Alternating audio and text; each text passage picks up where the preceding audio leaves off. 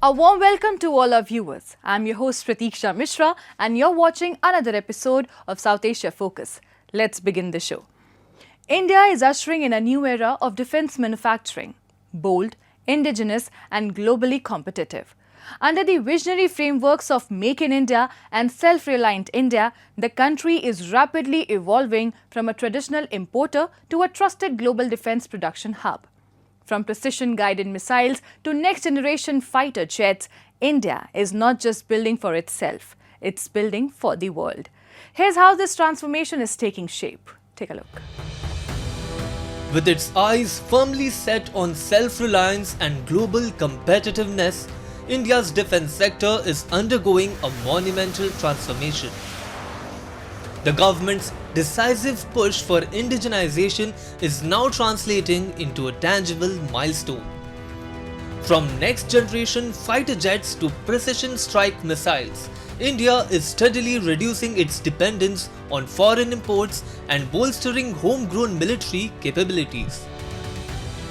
One such landmark moment came in Lucknow, where Defence Minister Rajnath Singh flagged off the first batch of indigenously manufactured BrahMos missiles at a state-of-the-art BrahMos aerospace facility. The facility, a key part of the Uttar Pradesh Defence Industrial Corridor, was inaugurated just 5 months ago, underscoring India's accelerated pace and growing precision in defence production. BrahMos सिर्फ एक missile नहीं है, बल्कि वह भारत की बढ़ती हुई स्वदेशी क्षमताओं का यह प्रतीक है। एक तरफ इसमें ट्रेडिशनल वारहेड हैं, एडवांस गाइडेड सिस्टम्स हैं, तो दूसरी तरफ यह सुपरसोनिक गति से लंबी दूरी तक मार कर सकता है। स्पीड, एक्यूरेसी और पावर का यह कॉम्बिनेशन ब्रह्मोस को दुनिया की सर्वश्रेष्ठ प्रणालियों में से एक बनाता है।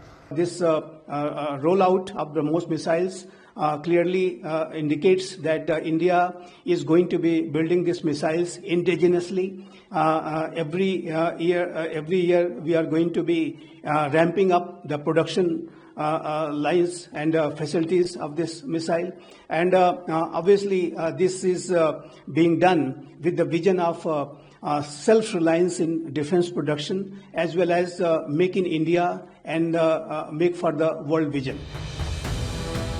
It's not just the missile systems. India's aviation sector is soaring to new heights as well. At Hindustan Aeronautics Limited's Nashik facility, the indigenous developed light combat aircraft Tejas Mk1A made its first public sortie, a proud demonstration of India's aeronautical capabilities. The event also marked the launch of third production line for the LCA Tejas Mk1A and the second for STT-40 basic trainer aircraft, further strengthening India's indigenous aircraft fleet. This expansion is a strategic step to meet rising domestic and international demand, in line with the government's goal of becoming a global exporter of reliable and advanced defense hardware. So it's a really a great achievement on the part of our HAL Nashik division, and we are very proud that this capability we have added so fast that we are now able to have 3 lines of 8 and we can deliver those aircraft at a much faster rate. So this was a decision taken by the board that we should enhance capacity, and I'm very happy today that we are seeing the fruition of that decision. India is strengthening its global partnerships with a sharp focus on innovation and co-production. On his first visit to Australia, Defence Minister Rajnath Singh co-chaired the first ever India-Australia Defence Industry Business Roundtable in Sydney with Assistant Minister of Defence Peter Khalil. The dialogue centered on defence manufacturing, technology sharing and capability development driven by Make in India and Atmanirbhar Bharat. Further bolstering cooperation, both countries signed an agreement on mutual submarine rescue, marking a new chapter in maritime security and defence collaboration. Together, India and Australia are shaping a resilient and self-reliant Indo-Pacific. We will be doing more in terms of information sharing. We're doing more in respect of signing an MOU around submarine rescue. But all of that is taking our high-level strategic alignment and taking this to a much deeper operational level. India's defense transformation reflects a powerful blend of ambition and action, from indigenous innovation to international collaboration. With every milestone, from BrahMos to Tejas to global partnerships, India is not just securing its borders, it is defining the future of a self-reliant and resilient defense ecosystem.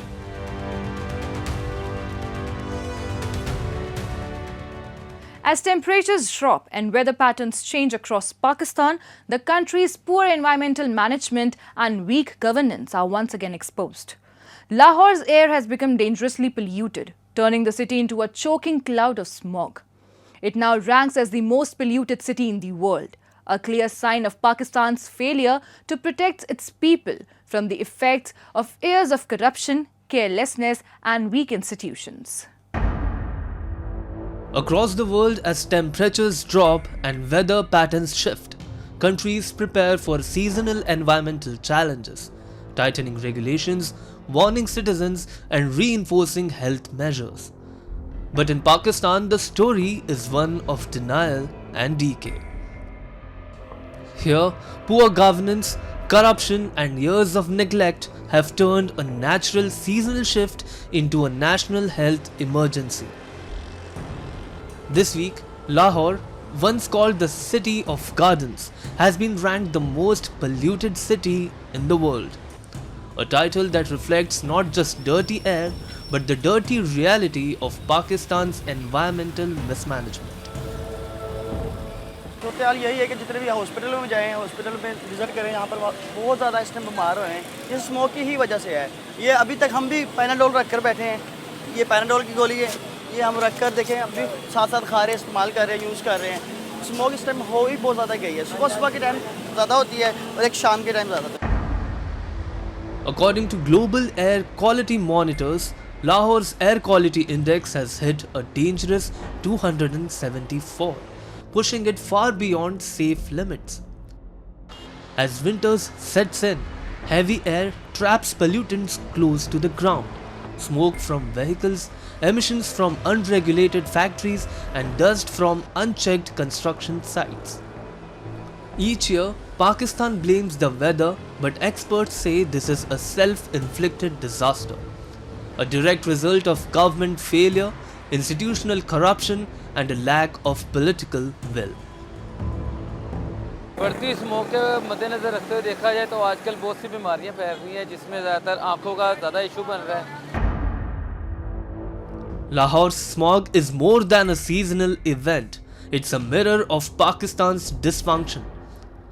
Pakistan now stands as a symbol of environmental collapse and governmental neglect. Until Pakistan confronts its corruption and invests in protecting its people, the air will remain as toxic as politics that created it. Time now for Asia This Week, the stories from across the continent. Pakistan has banned the hardline Tehreek-e-Labbaik Pakistan party for the second time in 4 years, just a week after violent clashes between its supporters and police left 5 people dead. The move follows nationwide protests by TLP members, who took to the streets for an anti-Israel march ahead of US President Donald Trump's expected announcement of a Gaza ceasefire deal. In a statement, the government said the cabinet unanimously approved the ban, accusing the group of being involved in terrorist and violent activities. The TLP, known for its radical Islamist stance and history of street agitation, has repeatedly clashed with authorities over issues ranging from blasphemy laws to foreign policy. Gas producing nations must stand united against trade restrictions and what they call discriminatory measures targeting energy exports. That's according to Qatar's Energy Minister Saad Al-Kaabi. Speaking at a ministerial meeting of the Gas Exporting Countries Forum in Doha, Al-Kaabi urged members to take their stance clear, saying such measures unfairly disadvantage energy products, particularly natural gas. While he did not specify which policies he was referring to, his comments come amid growing tensions with the European Union over its new sustainability rules. Both Qatar and the United States have pressed Brussels to ease the law, which could impose fines of up to 5% of global revenue on companies that fail to comply.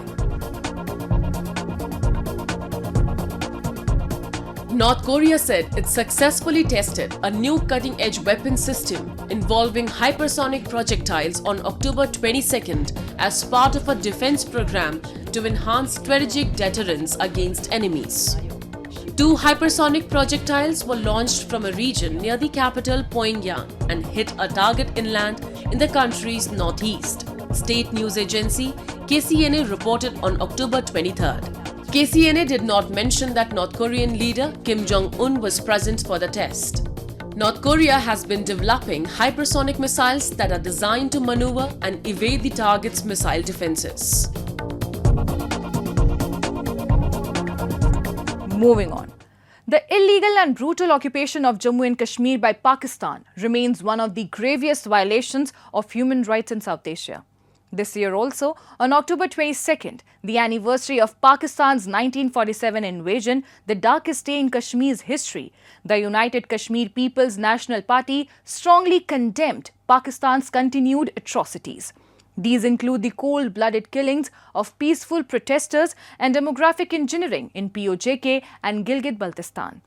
UK PNP called on the international community to hold Pakistan accountable and end its oppressive, violent rule, once and for all. The ongoing illegal occupation of Jammu and Kashmir by Pakistan remains one of the most serious and unresolved issues in South Asia. Since the initial invasion in 1947, Pakistan has maintained unlawful control over large parts of the region, characterized by systemic human rights abuses, including torture, arbitrary arrests, suppression of political dissent, and violent crackdowns on peaceful protesters. Every year on 22 October, the United Kashmir People's National Party holds protests, rallies and seminars to remember the 1947 Pakistani invasion of Jammu and Kashmir, a day the party calls the darkest in the state's history. This year, as in every year before, UK PNP vehemently condemned Pakistan's continued occupation and aggression. UK PNP emphasized Pakistan's persistent role as the primary aggressor in Jammu and Kashmir and condemned recent atrocities committed by Pakistani security forces, including the cold-blooded shootings of peaceful protesters in POJK, highlighting Pakistan's blatant disregard for human rights and the rule of law. UK PNP called for an end to Pakistan's demographic engineering in Gilgit-Baltistan and POJK, a deliberate attempt to alter the region's cultural and ethnic fabric. 22nd of October 1947, the Pakistani attack on Jammu and Kashmir, the darkest day in history of states. United Kashmir People's National Party, the UK PNP, observes 22nd of October every year as the darkest day in the history of the state of Jammu and Kashmir. The United Kashmir People's National Party also staged protests in Brussels right in front of the European Parliament to raise international awareness about the ongoing human rights abuses in Pakistan-occupied Jammu and Kashmir. इस operation Gulmarg के नतीजे में जो है वो हमारे लोगों को मारा गया, जो है वो हमारे जो है वो बच्चे जो है वो यतीम हो गए, हमारी जो है वो औरतों की अस्मत दरी हुई। हम ये चाहते हैं कि एक फैक्ट फाइंडिंग मिशन जो है वो आज़ाद कश्मीर और गिलगित बल्तिस्तान और होल जम्मू कश्मीर में भेजा जाए, ताकि जितनी भी ह्यूमन राइट्स वायोलेशन है उनको जो है वो रिकॉर्ड में लाया जाए और उनके ऊपर जो है वो सेक्शन मेजर्स लिए जाएं। On 29th of September, a massive protest was dealt with the iron fist of government of Pakistan, and about 12 innocent people, including some members of the armed forces, law enforcement agencies and local police, were killed. That is very unfortunate situation. And after that, the government of Pakistan established a delegation to talk with Jammu Kashmir Joint Awami Action Committee. We believe that such killings of innocent people could have been avoided if Pakistan would have nominated that delegation before 29th of September. We condemn those killings and we demand government of Pakistan to provide compensation to the victims of those families whose loved ones were become the target of Pakistani law enforcement agencies' bullets. UKPNP demanded the international community hold Pakistan accountable for its crimes, including the cold-blooded killings and demographic manipulation designed to erase the identity of Kashmiris.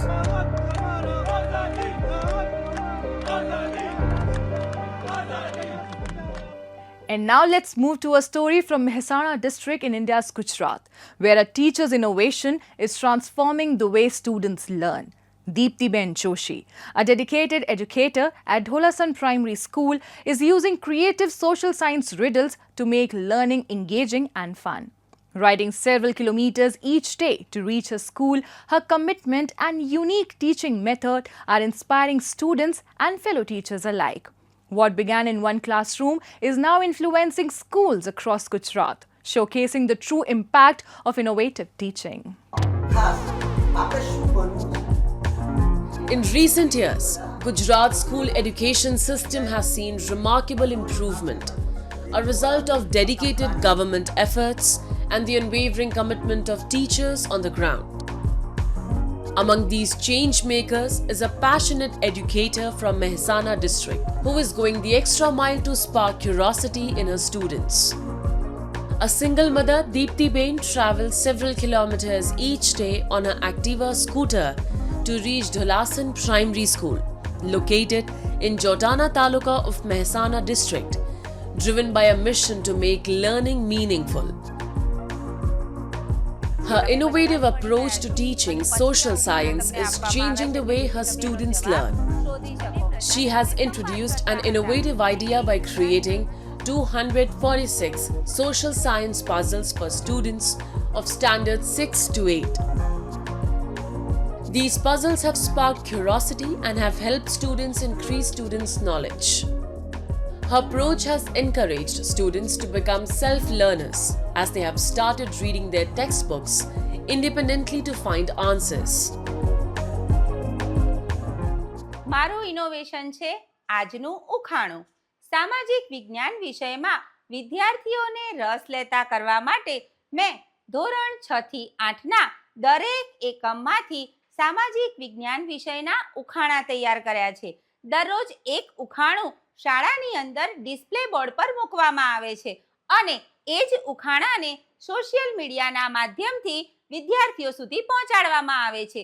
વિદ્યાર્થીઓ તે ઉખાણાનો જવાબ શોધવાનો પ્રયત્ન કરે છે અને બીજા દિવસે જે વિદ્યાર્થી સૌથી પહેલા જવાબ શોધીને લાવે છે તેને ઇનામ આપવામાં આવે છે. પ્રાર્થના સભામાં તેનું સન્માન કરવામાં આવે છે. આ ઉખાણા શોધીને વિદ્યાર્થીઓ સામાજિક વિજ્ઞાન વિષયમાં રસ લેતા થયા છે. મારું આ ઇનોવેશન ફક્ત મારી શાળા પૂરતું જ મર્યાદિત નથી, પરંતુ ગુજરાતના ખૂણે ખૂણે પહોંચાડવાનો પ્રયત્ન કર્યો છે. ગુજરાતના બીજા શિક્ષકો પણ આ ઇનોવેશનનો ઉપયોગ કરતા થયા છે. આ ઉખાણાની મદદથી ગુજરાતના બીજા શિક્ષકો અને વિદ્યાર્થીઓ તેનો લાભ ઉઠાવી શક્યા છે અને એસએટી અને પીએટીના ડેટામાં પણ સુધારો થયો છે. Deeptiben's idea is simple yet powerful, turning a traditionally theory-heavy subject into a game of discovery. Her innovation is helping students not just memorize but truly understand and enjoy what they learn. દીપ્તિબેન જ્યારે અમને ઉખાણા મોકલે છે સામાજિક વિજ્ઞાનના ત્યારે અમે બુકમાંથી શોધીને તેનો જવાબ આપીએ છીએ. સામાજિક વિજ્ઞાન અમને ભણવું ગમે છે ઉખાણાથી અને દીપ્તિબેન આનાથી અમને ઘણો ઉપયોગ થાય છે સામાજિક વિજ્ઞાન ભણવામાં. Deeptiben has received several awards and recognitions for her outstanding contributions to education. Her journey of innovation began at her previous school, where she first introduced her idea and earned widespread appreciation, setting the stage for continued success. બેને પોતાનું નોકરીની joining એ પણ આ શાળામાંથી જ કરેલી હતી. શરૂઆતથી જ બેન બાળકોમાં એટલા બધા પ્રિય થઈ ગયા કે બાળકોને પોતાની માતાની જેમ રાખતા હતા. સામાજિક વિજ્ઞાન એ બેનનો મુખ્ય વિષય હતો અને સામાજિક વિજ્ઞાનમાં દરરોજ નવું કંઈક સંશોધન કરવું એ બેનની એક આદત પડી ગયેલી. Deeptiben's approach has been adopted by different schools in Gujarat, spreading the impact even further. Her dedication reflects the transformative spirit driving Gujarat's education reforms. With the support of progressive government initiatives and the passion of educators like her, classrooms across the state are becoming centers of innovation and inspiration.